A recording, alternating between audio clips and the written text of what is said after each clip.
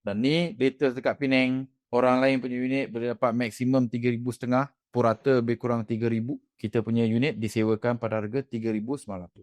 So ada orang tanya, kita renovate rumah pakai modal pada mana? Pakai duit cash out guys.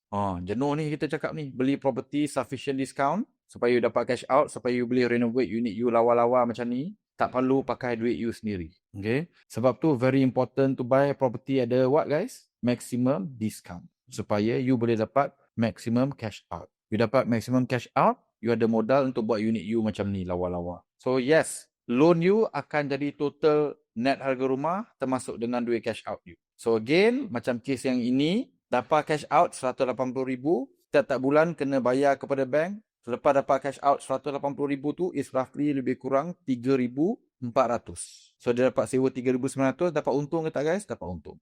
Sebab harga sewa lebih tinggi pada harga yang kita perlu bayar pada bank even lepas dah ambil cash out. So you have to remember guys, I nak you ingat betul-betul lah nombor ni. Every 100,000 cash out you dapat, you kena bayar bank bulan-bulan 400 je additional. Every 100,000 cash out yang you dapat ni, you kena bayar kat bank bulan-bulan cuma RM400 saja additional. Boleh tak buat personal loan 100,000, bayar bank bulan-bulan 400? So you buat personal loan, you kena bayar 1,200. You buat loan rumah, ambil cash out 1,000, you bayar 400 je setiap bulan. And kalau you pandai, you renovate macam ni, 400 tu orang lain tolong bayarkan. Bukan you yang bayar.